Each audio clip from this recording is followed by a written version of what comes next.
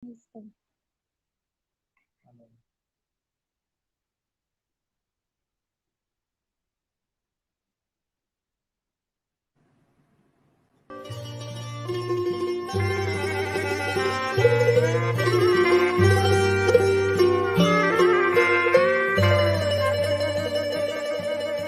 ผู้ฟังกำลังให้เกียรติรับฟังสถานีวิทยุเจียงใหม่มหานคร FM 107.25 เมกะเฮิรตซ์อันดับต่อจากนี้ไปเจิญอู้จ๋ากำเมืองกับดีเจคำเพชรเจ้า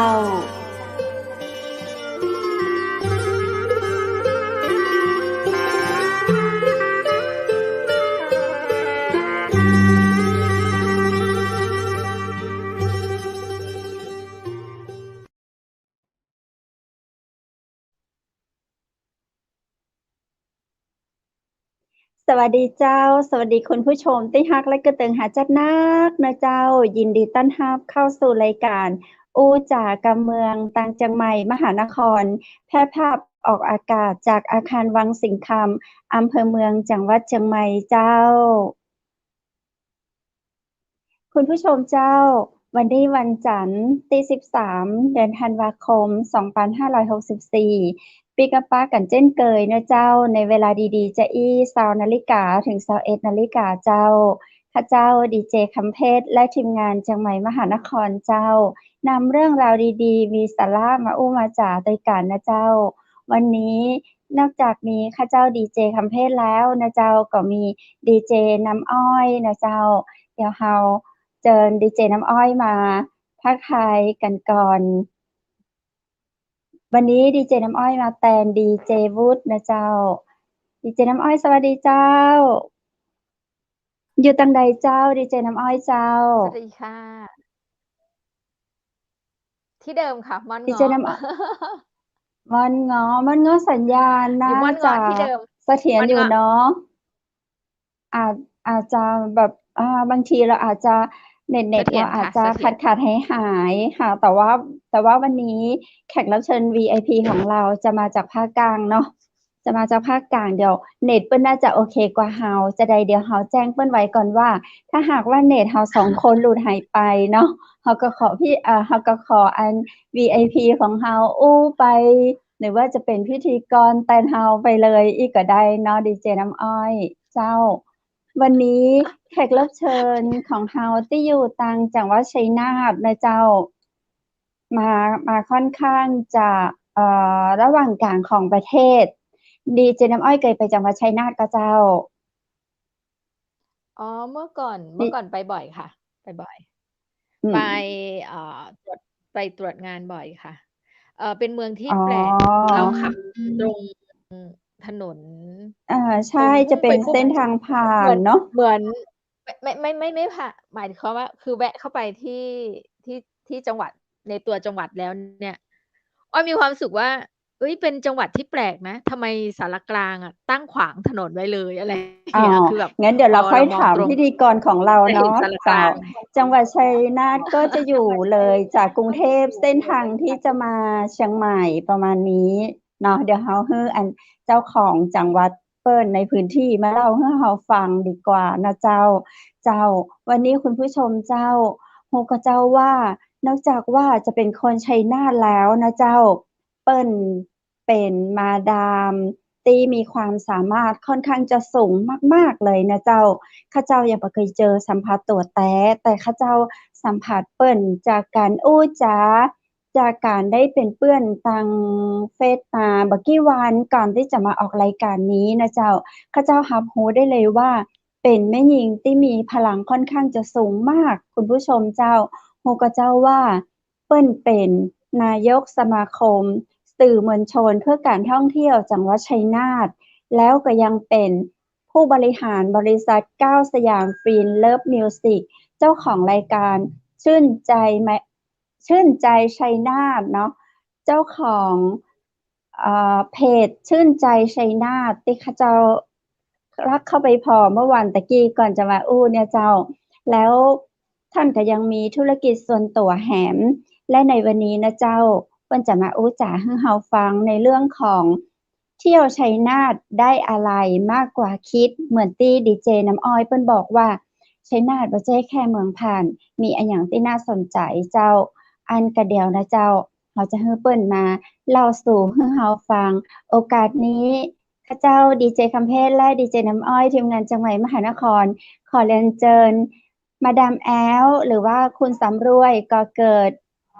อิ่ม แข เกิ ก ดค่ะ VIP ของเฮายินดีสวัสดีค่ะ ยินดีต้อนรับและสวัสดีเจ้า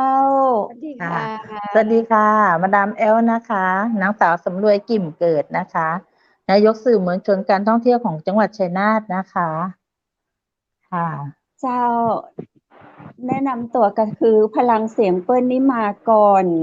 มาเยอะเลยใช่ไหม เห คะ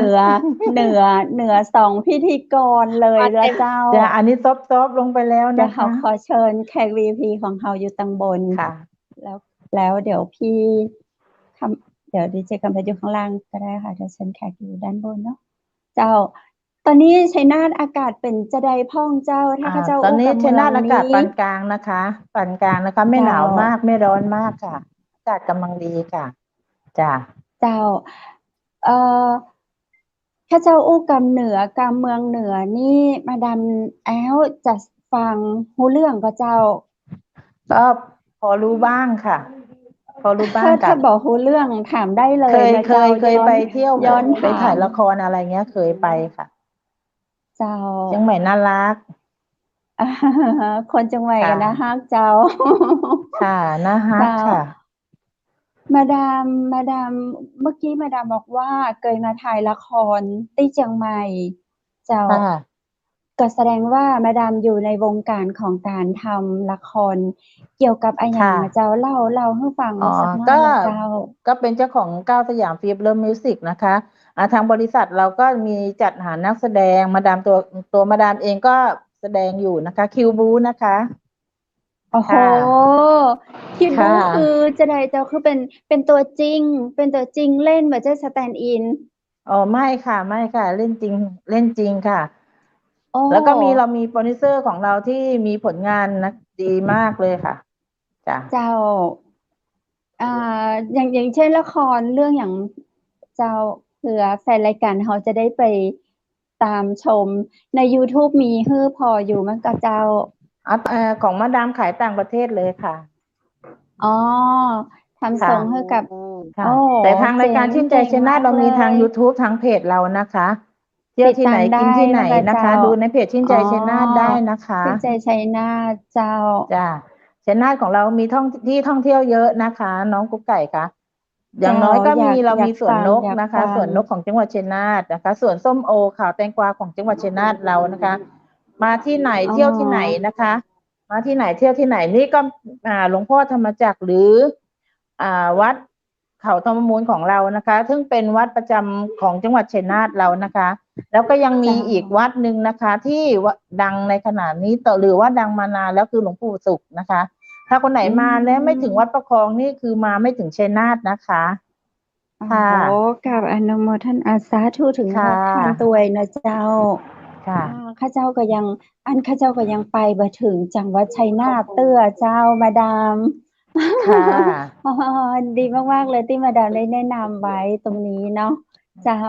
ใช่ค่ะ ตำแหน่ง มา ใน ดาม ปัจจุบัน มาดาม นี้ ขอ มาดาม จ้า มาดาม มาดามเป็นนายกสื่อมวลชนเพื่อการท่องเที่ยว ของจังหวัดชัยนาทค่ะ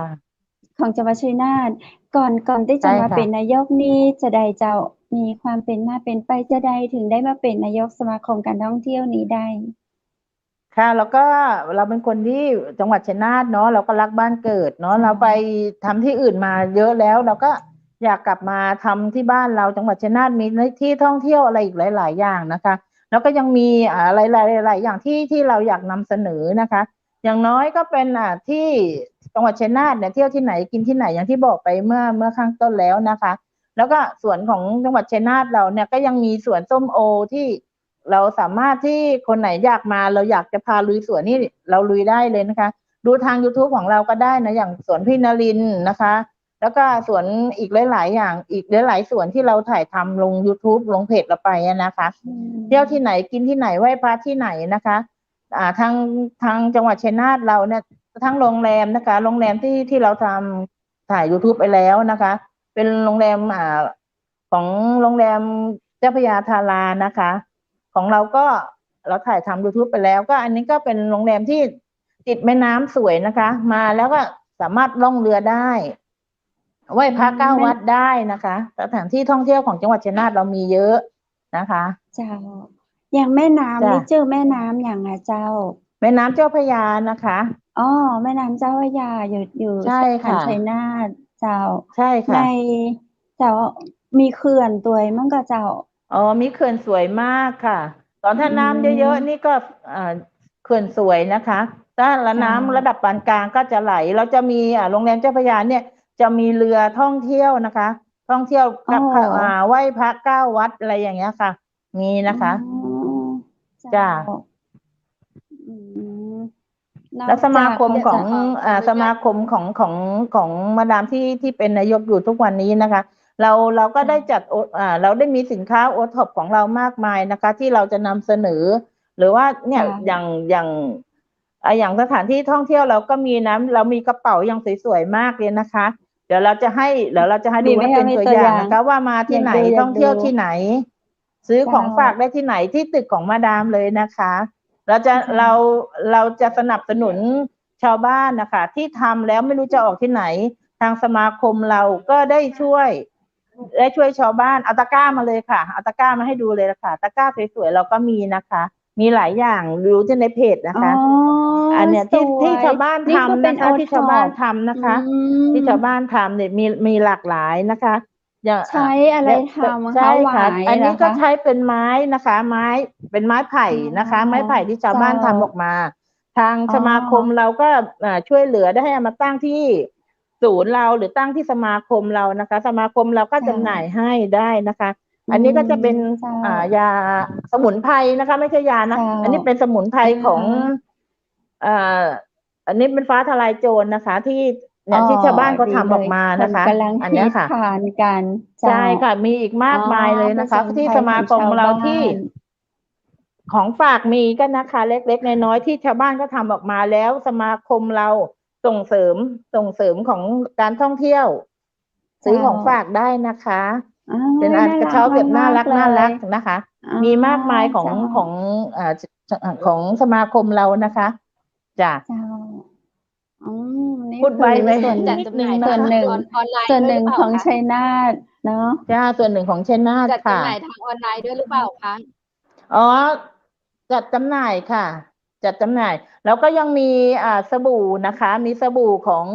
นางแสงของเรานะคะ อันนี้เป็นสมุนไพรนะคะ ที่ดูในเพจเราได้เลยค่ะ เจ้า ค่ะ คนชัยนาทนี่เก่งจังทำทุกอย่าง ค่ะสมาคมเรายินดีส่งเสริมกับชุดโอท็อปของชาวบ้านนะคะ อ๋อ จ้ะ สมาคมเข้าไปให้การสนับสนุนตัวเจ้า ค่ะ ตะกร้าที่โชว์ใบแรกนี่ไม่ธรรมดาเลยนะคะ ไม่ธรรมดา เนาะ แล้วแบบ ใช่ สวยค่ะสวยค่ะ ใช่ แล้วก็ แบบนี้ก็สวยนะ แค่ คะ แป๊บเดียวแบบว่า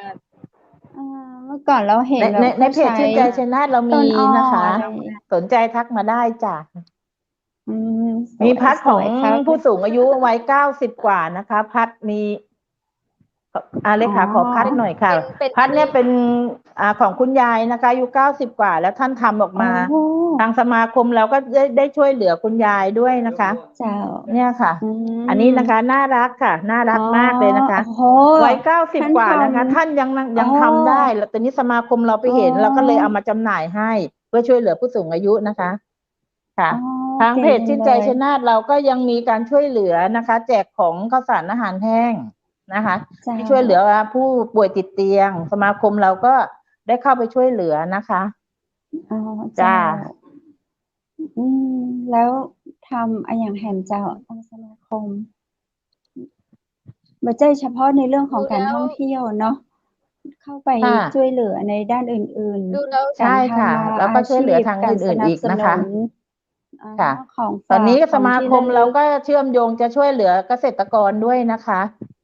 เจ้า ค่ะแต่ตอนนี้เราจะช่วยเหลือเกษตรกรที่เราสมาคมเราไปคุยกับทางบริษัทของปุ๋ยนะคะ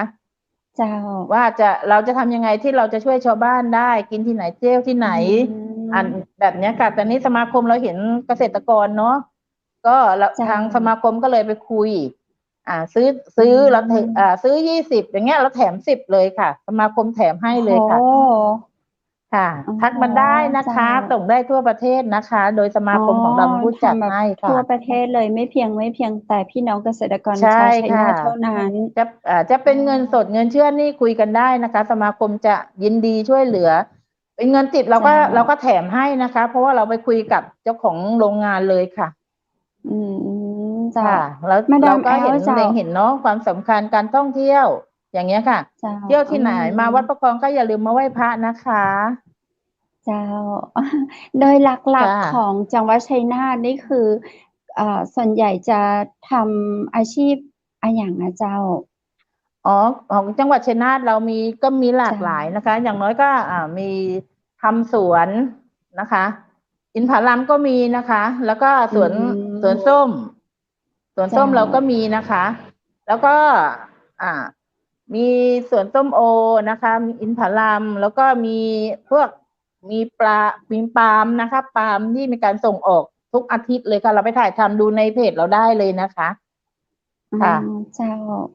ก็คือส่วนเกษตรกรต่างๆเหล่านี้เราสามารถเข้าไปเยี่ยมได้เจ้าเราสามารถเข้าไปเยี่ยมชมเข้าไปถ่ายรูปยินดีนะคะยินดีนะคะ เดี๋ยวมาเราจะพาเที่ยวเลยค่ะเที่ยวทัวร์ได้เลยค่ะทุกที่ที่เราบอกมานะคะไปได้เลยค่ะไปดูคุณยายสารพัดก็ได้นะคะหรือจะไปเที่ยวกับสมาคมไปเที่ยวแจกของอย่างเงี้ยล่องเรือก็ได้นะคะล่องเรือของโรงแรมเจ้าพระยาธาราเนี่ยที่เราไปถ่ายทำทาง YouTube เราก็มีนะคะอย่าลืมนะคะแล้วก็จังหวัดชัยนาทเราก็มีบ่อตกกุ้งนะคะตกกุ้งมาอาหารอร่อยนะคะเป็นสวน4 ภาคในการท่องเที่ยวพักผ่อนหย่อนใจได้สบายใจเลยค่ะสมาคมเราจัดได้นะคะการท่องเที่ยวนะคะคือเมื่อก่อนได้ยินชัยนาทเขาจะนึกถึงแต่สวนนกทุกอย่างเลยนะคะเขาจะนึกถึงแต่สวนนกแต่วันนี้เราฟังมาดามอู้ถึงจังหวัดชัยนาทแล้วมีหลายสิ่งหลายอย่างที่น่าสนใจมากมายเลยสิ่งที่เกิดขึ้นเหล่านี้นั้นเกิดขึ้นประเมินหรือยังเจ้าหรือว่าเปิ้นก็หาปรับ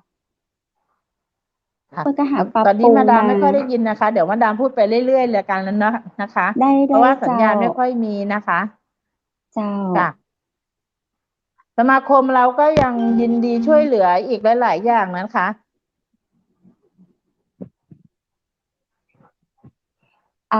มาดามได้ยินเสียงดีเจคำเพชรก็เจ้าได้ยินแล้วค่ะเมื่อกี้ไม่ได้ยินค่ะเมื่อกี้ไม่ได้ยินเนาะงั้นเพชรขออนุญาตถามซ้ำอีกรอบเดี๋ยวเพชรขออนุญาตถามซ้ำอีกรอบนะคะดีเจน้ำอ้อยแป๊บนึงนะคะค่ะขอถามซ้ำอีกรอบนึงนะคะว่าเมื่อก่อนเวลาเราคิดถึงจังหวัดชัยนาทเราจะนึกถึงสวนนกเท่านั้นใช่ค่ะแต่พอเราฟังมาดามมาพูดในวันนี้มาดามพูดถึงจังหวัดชัยนาทซึ่งมีหลากหลายสิ่งหลากหลายอย่างที่น่าสนใจเหมือนการท่องเที่ยววัน2 วันยังไม่พอเลยค่ะในการเริ่มต้นของจุดทำการท่องเที่ยวที่กำเนิดขึ้นมาเนี่ยค่ะขึ้นมาก่อนหน้านี้แล้วหรือว่าเราเพิ่งมาปรับปรุงพัฒนาขึ้นนานหรือยังคะก็ปรับปรุงไปเรื่อยๆนะคะตอนนี้เราก็มีคุณแม่ฉลอมนะคะสวนยางกลางนานะคะสวยมากเลยนะคะเราไปดูในเพจเราได้นะคะคุณแม่เป็นนายกการท่องเที่ยวของจังหวัดชัยนาทนะคะคุณแม่ฉลอมท่านเป็นนายกแต่ตอนนี้ท่านมีรีสอร์ทของท่านเป็นบ้านสวนยางกลางนาสวยมากนะคะมีรีสอร์ทที่น่าประทับใจถ้ามาเห็นแล้วนะคะและคุณแม่ก็ยังส่งเสริมให้ชาวบ้านได้เข้าไปขายของร่วมกับสมาคมของเราเนี่ยนะคะเราก็ร่วมกันนะคะว่าตรงไหนที่เที่ยวตรงไหนไปสวนยางกลางนาได้เลยนะคะอาหารอร่อยที่พักสวยงามค่ะ คุณแม่เป็นคนใจดีมากนะคะและอย่าลืมมาไหว้พระนะคะไหว้พระวัดประคองนะคะแล้วก็ไหว้พระวัดหลวงพ่อธรรมจักรของเรานะคะ2 วัดนี้เป็นวัดดังของจังหวัดชัยนาทเลยนะคะจ้าเมื่อกี้ดีเจน้ำอ้อยจะถามอย่างเจ้าเจิญเจ้าพี่อ้อยถามอะไรคะดีเจน้ำอ้อยคือนั่งฟังอย่างเดียวเลยค่ะนั่งฟังดีเจคำเพชรกับมาดามแอลอย่างเดียวเลยค่ะตอนเนี้ย ถ้าไม่ถาม หา ขอ จั อง นุ หวะ ญาต พู ถา ด ม ไม่ ต่อ ได้ เนาะ เลยค่ะ เหรอ จะถามไหมคะ จะถามไหมคะ ถ้าถามเชิญเลยค่ะ ถาม กำลัง ได้ จะถาม นะคะพี่อ้อย จะ ค่ะ ถา ถาม ม ได้ ว่า ค่ะ ถามเลยค่ะ จะถาม จะถามว่ากว่าจะรวมตัว คือการเข้าถึงชาวบ้านเนี่ย ในมุมมองของอ้อยอะนะคะ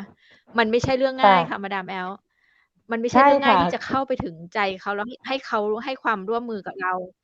ไม่ใช่เรื่อง ใช่ ง่ายเล ค่ะ ย ทีเนี้ยมาดามทำ ใช ได้ยั ค่ ง ะ ไงอะ? ทั้งในด้านของ เราทำด้วยใจ การ อะ จั ค่ด ะ สาร ในด้านขใช่ อง ค่ะ การผลิต ในด้านของการท่องเที่ยวเชิงเกษตรกรรม คืออ้อยมองว่าเมืองชัยนาทเนี่ย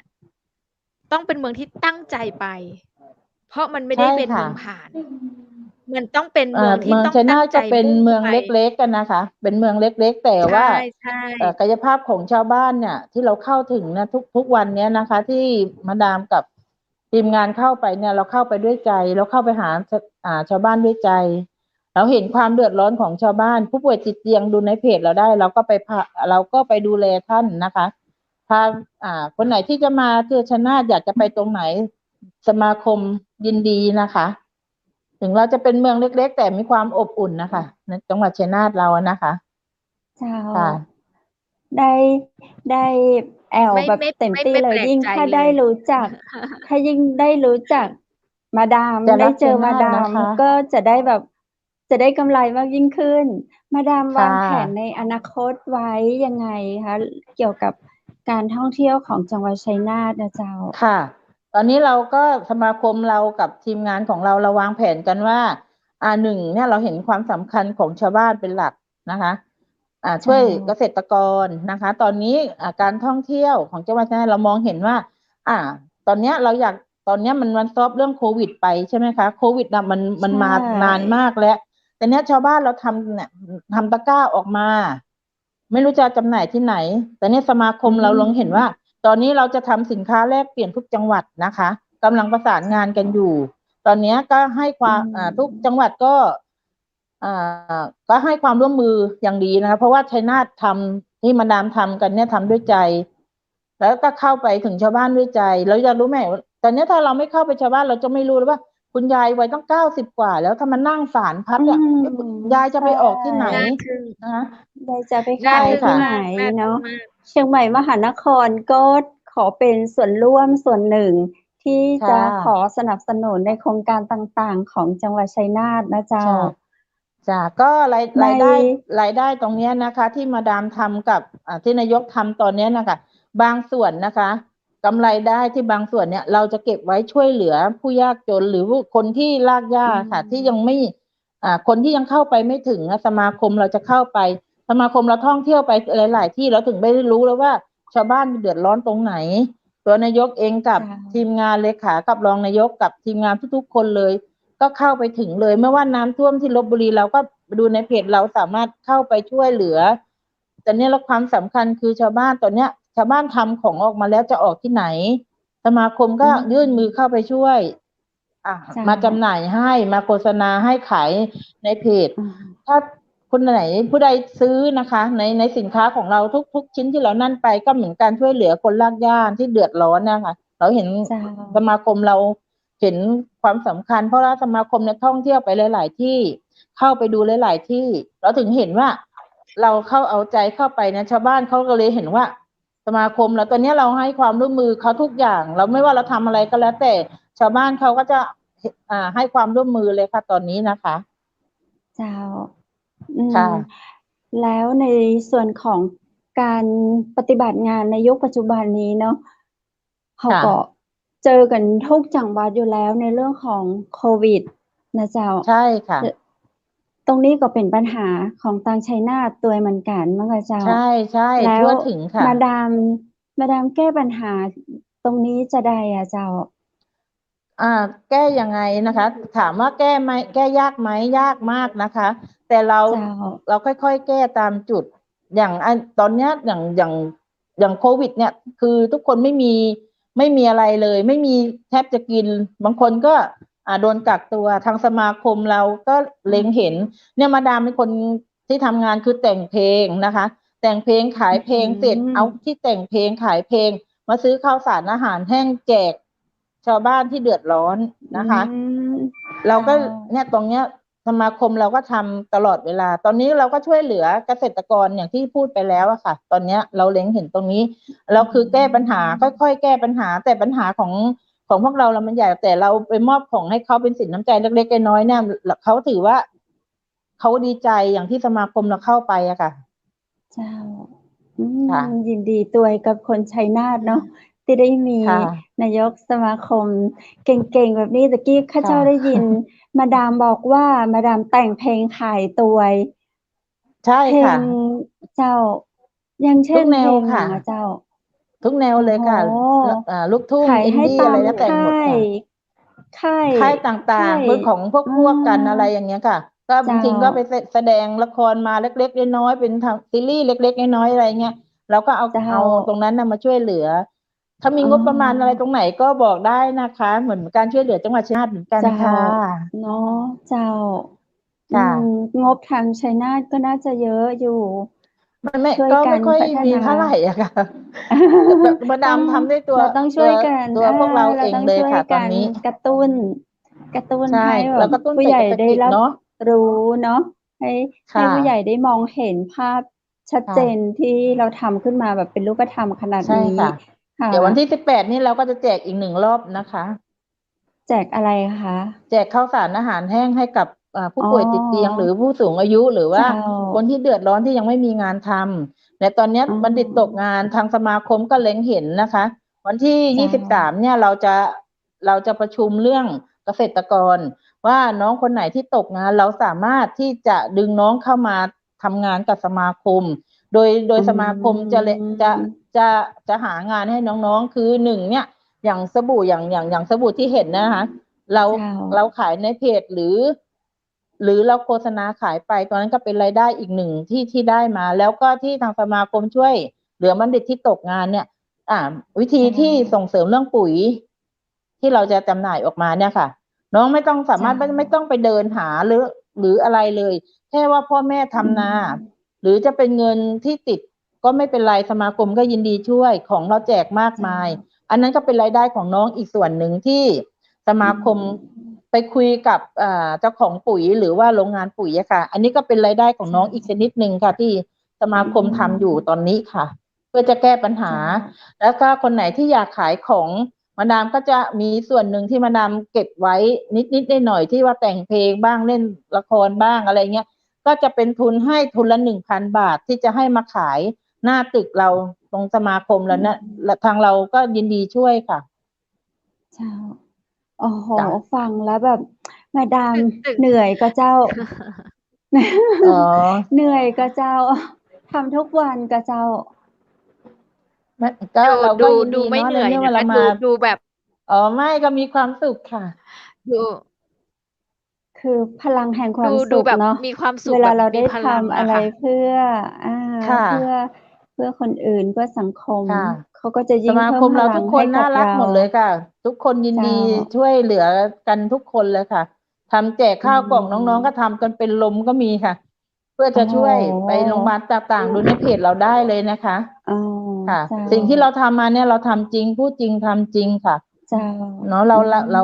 ต้องเข้าหาชาวบ้านที่เขาเดือดร้อน คนรากหญ้าที่เดือดร้อนจริง ๆ ตัวมาดามเองก็ไม่ค่อยมีเงินหรอกนะคะ ไม่ได้รวยอะไร แต่ว่ามาดามก็ มี เจ้า ความรู้นิด ๆ หน่อย ๆ แล้วเพื่อจะช่วยเหลือ คนรากหญ้าได้นะคะ เจ้า จ้ะ ถือว่าเป็นความโชคดีของคนชัยนาทมากเลยนะคะ อ๋อ ขอบคุณ มีมา ค่ะ ดาม ขอบ แล้ว คุ ก็ ณ ใช่ ส ค่ะ มาคม ใช่ ได้ ทำ ได้ แล้ว คน มีความ เก สุ่ ง ขค่ะ คือเรา ๆ ค ท่ ่องเที่ยว ะ ไปหลาย ๆ ที่ เราเ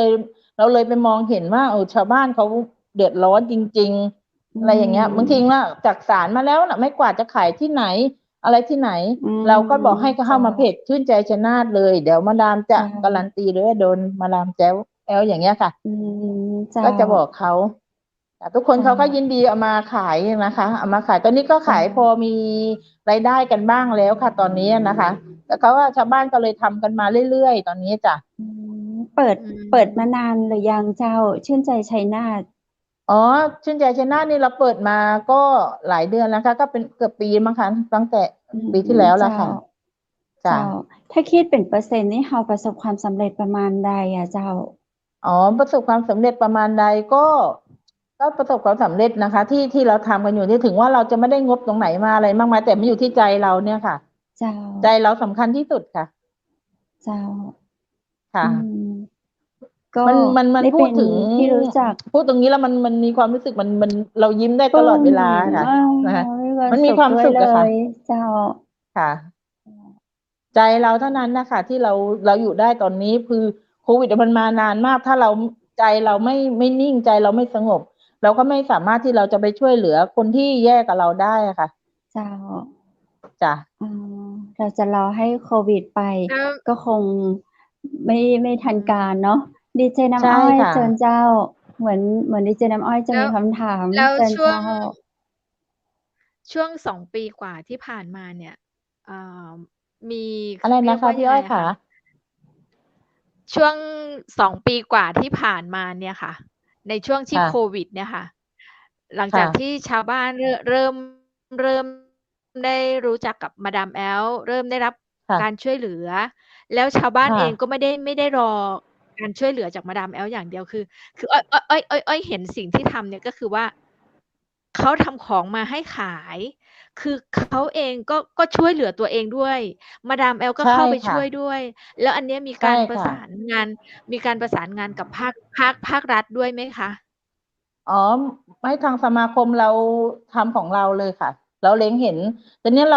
าท่องเที่ยวพื้นที่ต่าง ๆ เราลงพื้นที่ต่าง ๆ อย่างเงี้ยค่ะ ใช่ค่ะ เราสร้างบ้านให้ก็มีนะคะ อ๋อ ซ่อมบ้าน สร้าง โอ้ บ้านให้ก็มีค่ะ โอ้ ดู โฮ ในเพจชื่น เพ ใจ ราะ ชัยนาทได้นะคะ ไม่ธรรมดา เพราะอะไร อยากให้ ไม่ เล่า ธรร ใหม้ คุณ ดา ผู้ เล ช ย มฟัง จ๋า ทาง อ๋อ ราย อะไร การ เหรอ จัง คะ หวัด เพราะ ม ค ห วาม น ส ค ง ร สาร เจ้า ความเห็นใจเพื่อนมนุษย์ด้วย อ๋อ กันน่ะค่ะ พวก เจเรา ้า ก็ ช่วยกัน ก็มีพระอา เจ จ้ า ารย์ ท่าน พระอาจารย์อีกรูปหนึ่งอะนะคะ ท่านก็เห็น เจ้า ในเพจชื่นใจชัยนาท ท่านก็เลยมาช่วยอี อื กแรงหนึ่ง ก็เป็น เจ้า อืม เป็นข่าว เป็นดีมาก อื อะค่ะ ตอนนี้ก็เพื่อน ๆ ก็เริ่มส่งของกันมาช่วยมากมายเลยค่ะตอนนี้ เจ้า อืม อย่าง ลูก อย่า สาง ว ฟังดู นี้ แล้ อย่าว ง เนนีี้ ่ย อย่างนี้เรา เอามาเสียบ เราสามารถพูด สมมุ อ ตย่ิ างเงี้ย อั เรา น สามารถพูดได้เลยนะคะว่า นี่ เขาเรียกว่ายังไงอะ ชุมชนเข้มแข็งอะเนาะ สมมุติ อันนี้ เราจะพูดอย่างนั้นได้ไหมคะว่า นี่คือตัวคอย่่างะ ของชุมชนเข้มแข็ง? ในค กวา็ มรู้สึกของอ้อย ค คือ อันนี้เป็นเสป็น มาคม เป็นความร่วมมือ เป็นความร่วมมือของหลาย ๆ อย่าง ของ ของชุมชนที่เข้ามาช่วย ชเรา าวบ้ด้วาน ย ของ ค่ะ สมา มา ค ขาย ม มาค่ะ อะไรอย่างเงี้ย ค่ะ ค่ะ ก็นับว่าเป็นสมาคมตัวอย่างเนาะ ที่ทางผู้ใหญ่ก็แจ้งมาว่า ตรงเนี้ยก็คือเป็นสมาคม ที่ 3 ของประเทศไทย ก็คือของมาดามแอ๊ลอยู่ในระดับ ค่ะ อยู่ในอันดับที่ 3 ของประเทศไทย ที่จะเป็นตัวอย่างต่อไป ให้อีก อ๋อ อีกอัน 70 กว่าจังหวัดเนาะ ได้เรียนรู้ อยู่นี่ค่ะ ถือว่าเป็นสมาคมต้นแบบได้เลย เพราะว่าจริง ๆ แล้วเราดูแล้วแบบคือจังหวัดชัยนาทไม่ได้เป็นจังหวัดที่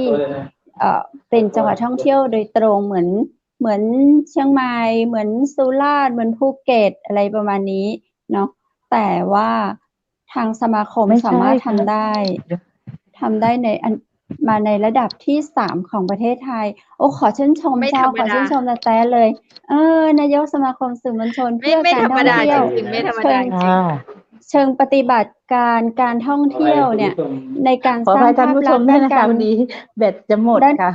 เจ้า ด้านการท่องเที่ยวของประเทศไทย แต่เราฟังมาดามแอ๊ลพูดเนี่ย ไม่เพียงแค่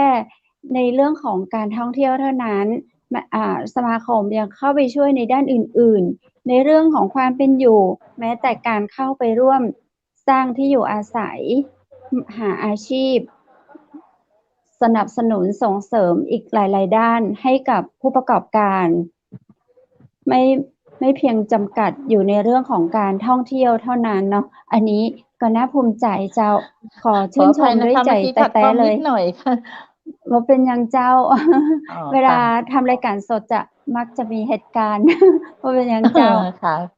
ขอบคุณค่แล้ว ะ เจ้า มาดามเจ้า ใน ค่ะ ใน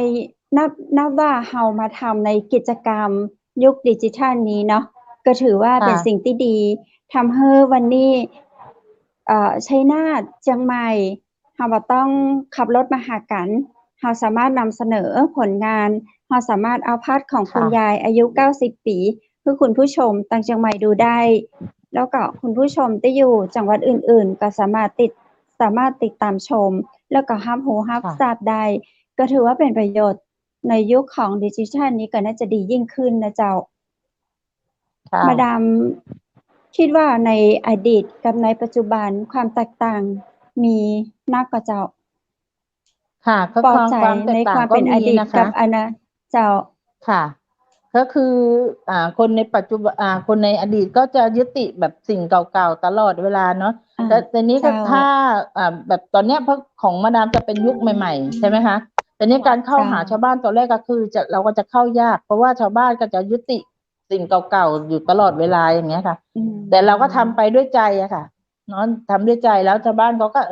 ตอนนี้เขาก็เห็นเล็งเห็นว่าตัวสมาคมเราทำจริงๆช่วยเหลือจริง ๆ อะไรอย่างเงี้ยค่ะแต่นี้ความคิดเก่าๆของบุคคลที่ผ่านมา ก็เริ่มจะมาบาลานซ์กันกับตอนนี้อะค่ะ เจ้าดีเจน้ำอ้อยมีอย่างเพิ่มเติมก็เจ้า เสียงไม่มาเลย ก็ต้อง มัน ก็ต้องแบบซึ่งมัน สัญญาณไม่ค่อยชัดเลยค่ะ โอเค สัญญาณไม่ค่อย ไม่ ชัด เป็นไร ได้ เจ้า ยินเสียง ค่ะ แบบเป็น เจ้า ช่วง เจ้า ก็อยาก จาก ถาม จาก มาดามเหมือนกันนะคะว่า จ๋าถามได้เลยค่ะ จริง ๆ แล้วเนี่ยการจริง ๆ แล้วเนี่ยเทคโนโลยีตอนเนี้ยถือว่าโชคดีมากนะคะ ที่มีเทคโนโลยีตอนเนี้ยที่นำมาใช้ ไม่ค่อยได้ ใน ยินเลย ใน ค่ะ การ ขอ ใน อีก การ รอบได้ นำ ไหม เสน คะ อ พี่อ้อ ขาย คะ ก็คือ ก็ชื่นชมมาดาม จ้ะ อะค่ะว่า ตอนเนี้ย ขอบ มา คุณ ดาม ค่ สา มารถใช้สื่อ ใช้ความเป็นสื่อของ ค่ะ ตัวเอง แล้วก็ใช้เทคโนโลยีดิจิทัลทั้งหลายทำให้ ค่ะ สามารถทำให้ชาวบ้านน่ะ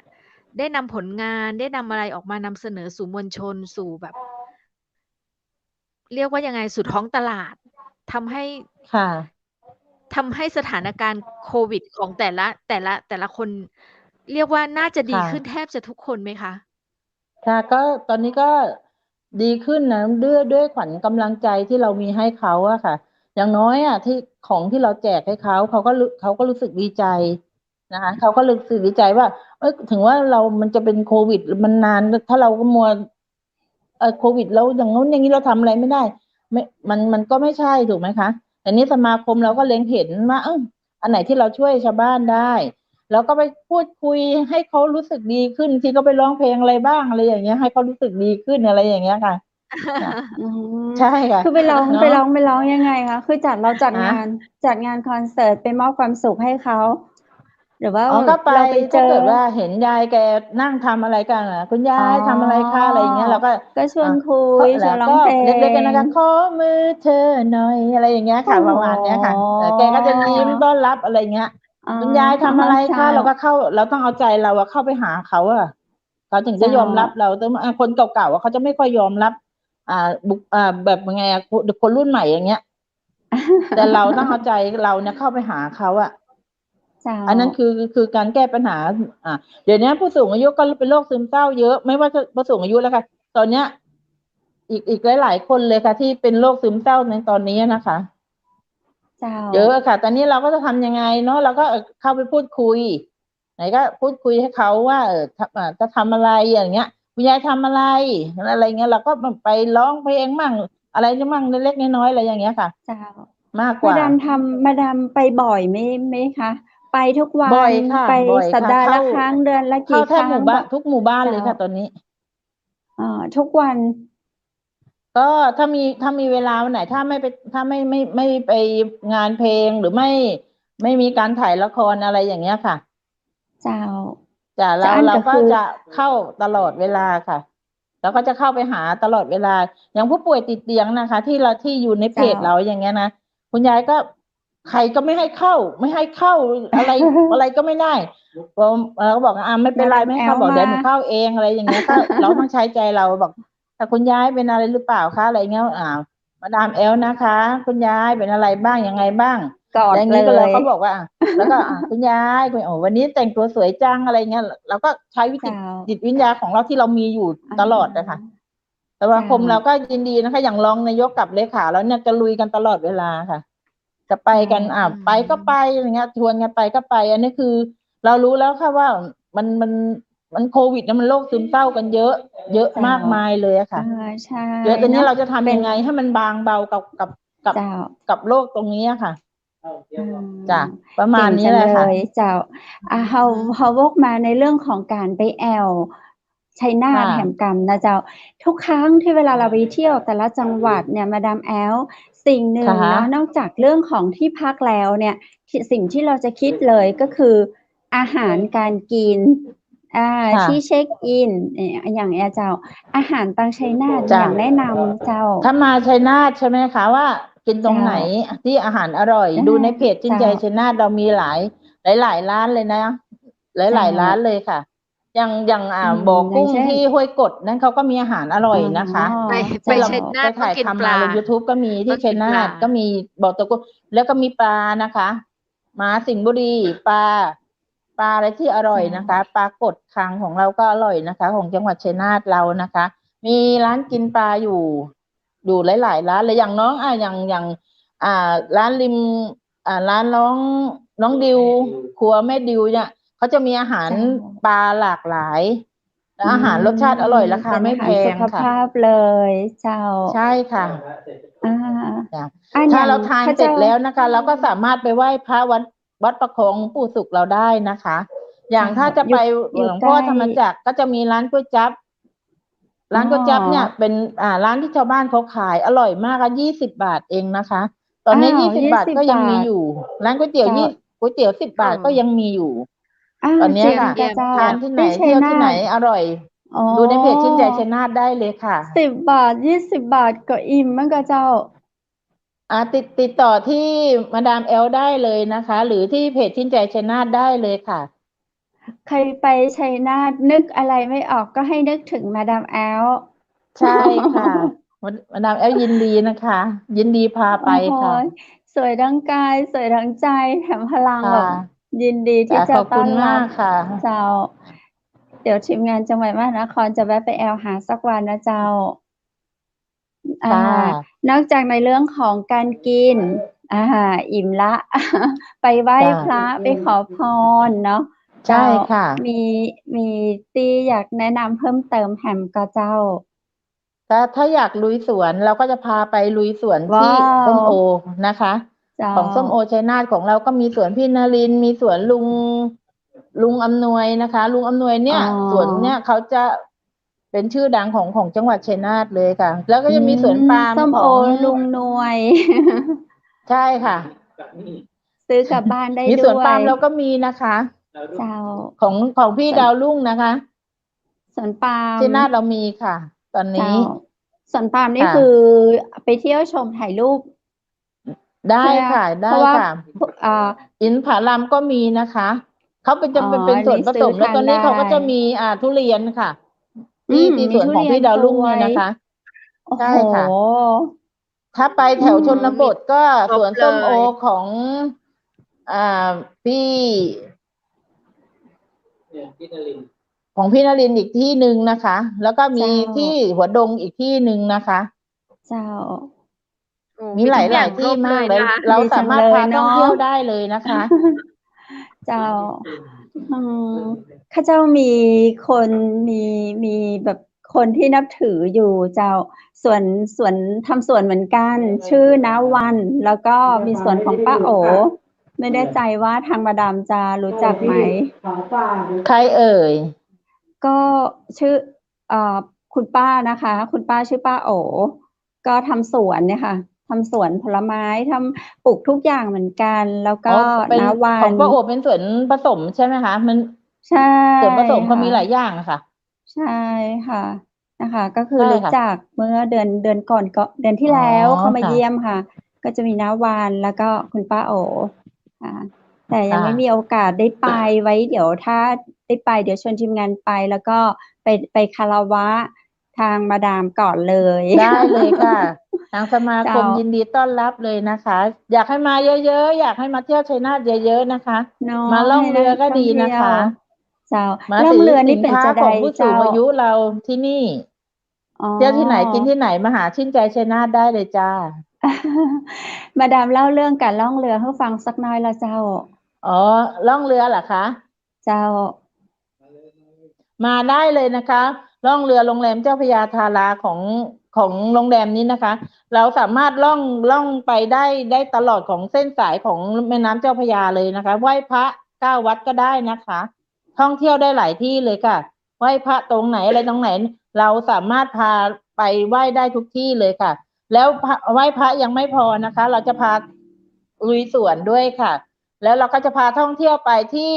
สวนนกชัยนาทนะคะ พลาดไม่ได้เลยค่ะ มาชัยนาทจะพลาดสวนนกนะคะ เจ้า จ้า เจ้าเคยไปเมื่อเป็นละอ่อน ใหญ่วันนี้บ่ค่อยได้ไปเจ้านกที่รุ่นเดียวกับข้าเจ้าไปดูเดี๋ยวนี้ถ้าจะเท่าหมดละ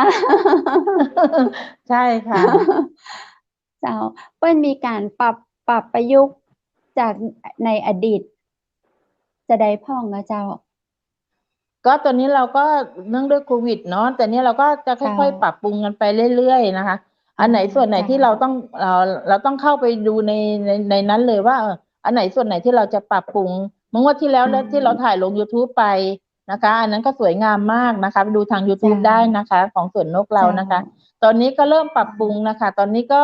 เริ่มปรับปรุงเรื่อย เจ้า ๆอีกหน่อยก็จะมาเป็นที่สถานที่ท่องเที่ยวที่สวยงามอะค่ะ เจ้า อืม อันนี้ก็อยู่ใน ไม่ ช่วง ไม่ ของการปรับป ไม่ รุง เกิน ไม่เกิน พอ ความสามารถของมาดามแอลแน่ๆ ไม่เกินความสามารถ ไม่เกินมือ ไม่เกินมือ ค่ะ เชื่อค่ะ มา เชื่อ ชัยนาทนะ มาชัยนาทอย่าลืมแวะมาที่สมาคมนะคะ เจ้า ก็คือ ชื่นใจ ไป ชัยนาท ชัย ทุก นา ที่ ท เลย ให้ ค่ะ นึกถึงมาดามแอลก่อนเลย ค่ะ เมื่อกี้มาดามแอลพูดถึงในเรื่องของการพาเราล่องเรือชมวิว ค่ะ ทิวทัศน์แล้ว มาดามแอลบอก ค่ะ ว่า จากนั้นเราก็สามารถที่จะไปปฏิบัติธรรมได้เป็นจั่งใด ได้ เจ้า ค่ะ ได้ เจ้า ค่ะ ได้ค่ะ เล่าเรื่องการปฏิบัติธรรมที่ชัยนาท ค่ะ ที่ปฏิบัติธรรมนี้เราก็มีหลายวัดนะคะ ที่ เจ้า ที่เรายังจะไปถ่ายทำก็เร็วๆนี้นะคะ เจ้า อย่างที่วัดประคองเคียนนี่ก็จะมีหลากหลายเลยนะคะ ที่จะไปนั่งปฏิบัติธรรมได้คือจะเงียบมากเลยค่ะ จะเงียบแล้วแล้วก็วัดหนองบัวเราเนี่ยหลวงปู่นะก็ขึ้นชื่อลือชาอยู่แล้วหลวงปู่นะนะคะ ถึงท่านจะมรณภาพไปแล้ว แต่ก็ยังที่จะมี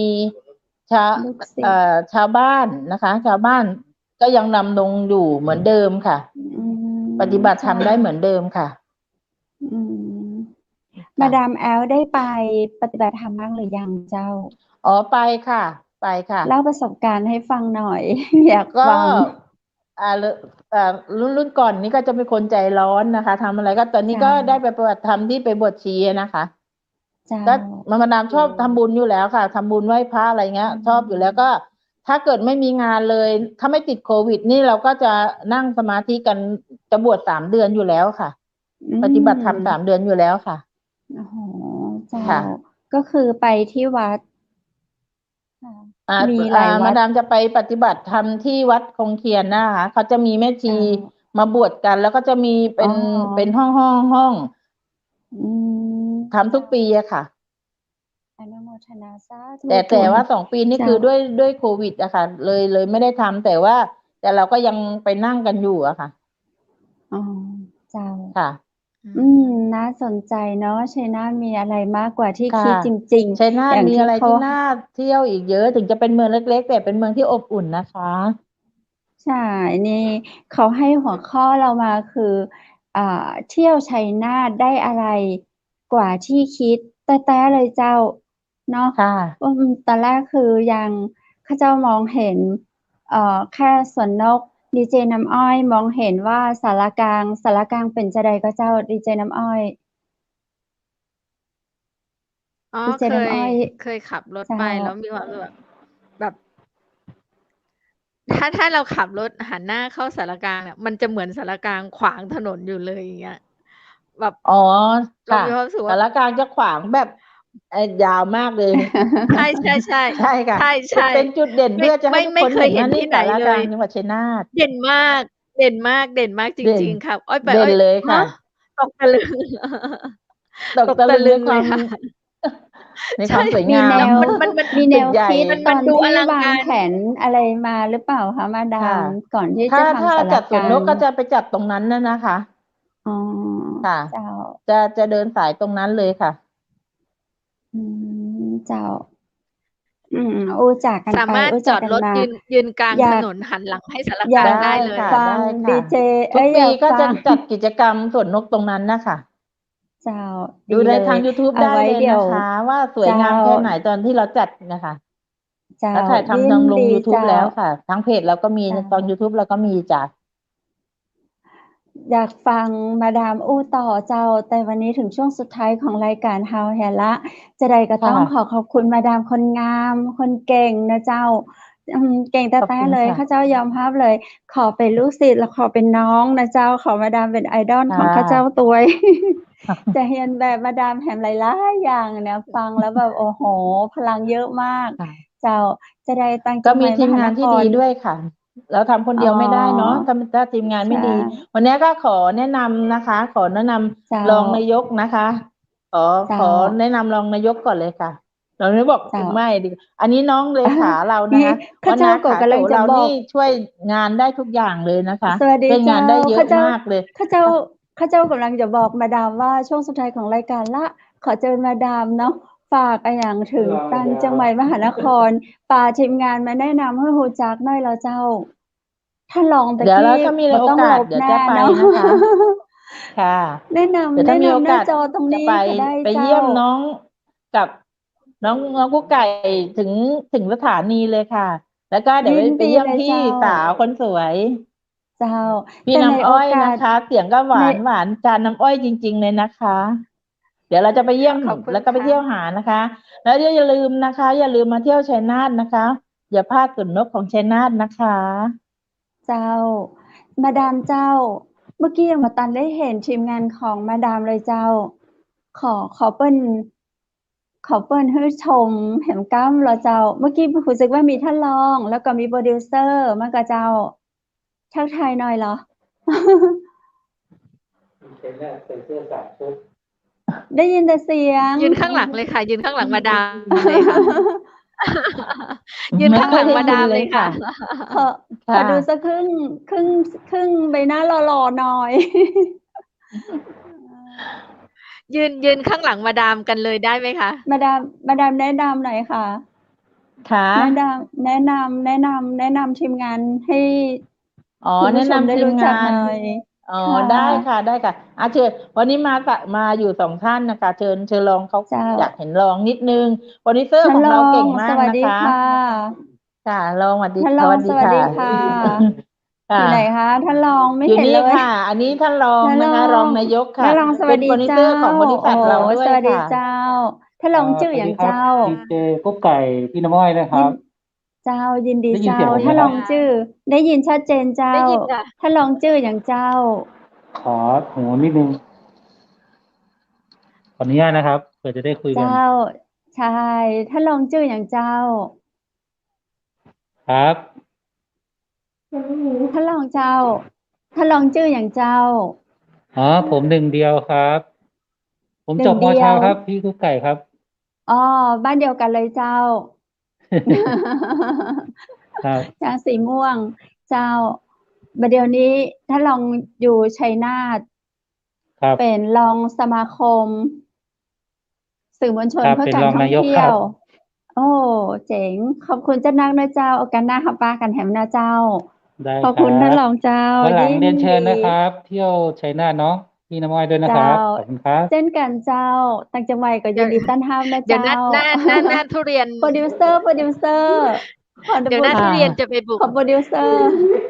ข ได อโพร้ ดิวเซ ค่ อ ะ ร์หน่ เป็ อน ย โพร ค่ะ ดิว โเพรดิว ซอร์ของ เซ เรา อร์ ด้วยค่ะ เป็นโพรดิวเซอร์ของบริษัทด้วยค่ะ อ๋อ ผ วั ล น งา นี้ นเก มี่ งนะ ว่า คะ ตัดต่อเก่ง ที่ ถ่าย ซีรีส์อะไรเนี่ย มา ได้ ดา หมด ม นะคะ มาดามเมื่อกี้หนูเห็นมี ค่ะ ทีมงานใส่เสื้อสีส้มอีกคน อ๋อนั่นเมื่อกี้น้องวรรณาเลขาของสมาคมค่ะ ไหนคะเลขารายงานตัวหน่อ นั่นเล ย ขาเชิญเลยค่ะ เลขาเชิญเลยค่ะจ้าอันนี้ค่ะ น้องวรรณาค่ะ สวัสดีเจ้า วรรณาขาโจลุยทุกอย่างเลยค่ะ แบกเก่งมากเลยค่ะ โอ้ ข้าวสารเท่าไหร่เลขาแบก โอ้ แจกลุยเลยค่ะ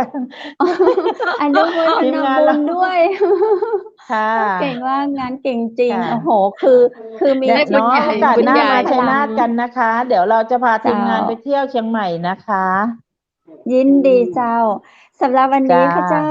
และทีมงานจังหวัดมหานครก็ขอขอบคุณมาดามแอลนะเจ้า กับขอบพระ ค่ะ คุณนะเจ้า สวัสดีเจ้า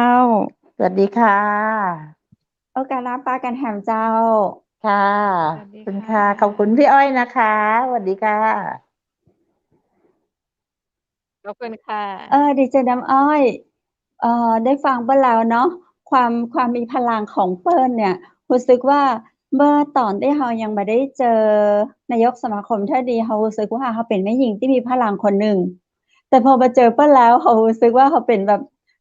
น้อยๆ เลย น้องๆ แบบน้องๆ น้องๆ แบบ เป็น เล็กมากอะ อา เรียก เนาะ เรียก น่า เรียก ชื่ ได้ น ว่า ชม พลังสร้างสุขอะ ใช่ พลังสร้างสุขแบบ แล้วดู น่า ดู ยิน ไม่ ดี มี ปลีเปร ไม่ ม มีย่อ เนาะ หย่อนเลยนะ ใช่ ไม่มีย่อ ใช่ หย่อนเลยแบบพลังเยอะมาก พลังเยอะมาก เนาะ พลังเยอะ ยิ มาน ดี ก กับคนชัยนาทที่ได้มีเนาะผู้นำใน ใช่ ด้านข ค่ะ องการท่องเที่ยว เจ๋งมากเป็นผู้หญิงแนวหน้า ส่วนน้อยที่ ไม่ ผู้หญิง ไม่ จะ ได้ ทำงานไปได้แบบในเส้นทางนี้ เราก็ขอเป็นน้องๆ พี่เขาให้เขาเป็น idol ของเราอีกคนแล้วกันเนาะ ในช่วงสุดท้ายของรายการและคุณผู้ชมเจ้า ข้าเจ้าดีเจคำเพชร ดีเจน้ำอ้อยก็คงต้องลาคุณผู้ชมที่นี่เหมือนกันแล้วเน้อ จะได้ก็ขอขอบคุณสปอนเซอร์ใจดีนะเจ้า ดีเจน้ำอ้อยเป็นไงบ้าง คอนเฟกผักกรอบลำกับเจ้า อร่อย วันนั้นเห็ อน ร่ แบ อย บอร็ดอร่อย อ เล ร่ ย อยเลย เออ ทานแล้วแบบดีต่อสุขภาพด้วยน้ำผึ้งเนาะ เป็นน้ำผึ้งผสม น้ำ น ผึ้ง ม แล้ว ฮ ก็ อกไก หอ โด ม หอมน เจ้าม ใช น ่ ม จาก Hokkaido เจ้า ใช่ คุณผู้ช ช ม ง ท่าน น้ใดที่ส ำ ช น ง ใจ ชง ใส่น้ำร้อนเฉย ๆ ก็ได้ เจ้า ท่านใดที่สนใจอยากจะชิม อยากจะรับประทานเหมือนที่ดีเจตังเจียงใหม่มหานครเอามาล่อวันหั้นเนาะ ก็สามารถสั่งได้นะเจ้า มีเบอร์โทรใต้ภาพดีเจน้ำอ้อยเจ้า 0612890112 และ 0856163199 นะเจ้า 616 สามารถติดต่อ สามารถติด 3199 ต่อ สั่งซื้อแล้วก็ติดต่อเป็นตัวแทนจำหน่ายได้เลยนะคะ ใช่ มีเจ้าของ ก็น่าจะติดตามอยู่เนาะ บริษัทเขาก็มี เขาเรียกว่า มีการแบบแนวคิดอะไรที่แบบ สุดยอด เดี๋ยวโอกาสหน้าต่อไปเราจะเชิญเจ้าของผักกรอบมาพูดคุยกันในรายการนะเจ้า คุณผู้ฟัง ข้าเจ้าก็ชอบปรัดกรรมไทยอยู่เรื่อยเลย ก็กราบขอสุมาภัยนะเจ้า พี่น้องคนเมืองเหนือ เจ้า วันนี้ข้าเจ้าขอขอบคุณสปอนเซอร์ใจดีตังอำเภอแม่เสลียงตัวยนะเจ้า ขอบคุณโรงแรมแม่เสลียงเวียงงามเจ้า เปิดบริการตลอด24 ชั่วโมง ท่านใดที่ผ่านไปผ่านมาตังอำเภอแม่เสลียงก็สามารถสอบถามรายละเอียดเพิ่มเติมได้เน้อ เปิ้นเปิดบริการตลอด24 ชั่วโมงเลยเจ้า โทรถามที่ 053-621-444 นะเจ้า และขอขอบคุณผ้าพื้นเมืองชุดไทยใหญ่นะเจ้า สำหรับพิธีกรหญิงนะเจ้า ท่านใดที่สนใจเรื่องของผ้าพื้นเมือง เปิ้นเปิดบริการให้เจ้า ใส่ถ่ายรูปตามสถานที่ท่องเที่ยวตังอำเภอแม่เสลียง ตังจังหวัดแม่ฮ่องสอนได้ตัวยนะเจ้า ตึงเจ้า ตึงไข่ปีกและไข่ส่ง สอบถามรายละเอียดเพิ่มเติมนะเจ้าที่ 0826166889 เจ้า และสุดท้ายเนาะ ข้าเจ้าดีเจคำเพชร และดีเจน้ำอ้อยก็ขอขอบคุณคุณผู้ชมทุกคนทุกท่านนะเจ้า ส่งท้ายคุณผู้ชมในค่ำคืนนี้เพื่อทุกท่านนอนหลับฝันดีราตรีสวัสดิ์เจ้า สวัสดีค่ะ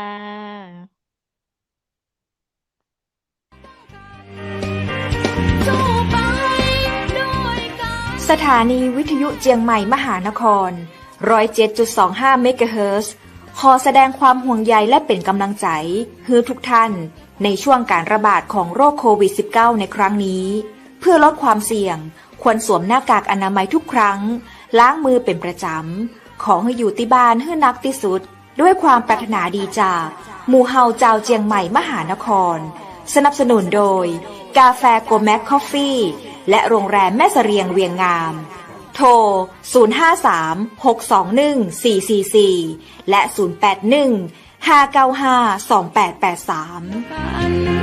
เราจะฝ่าฟัน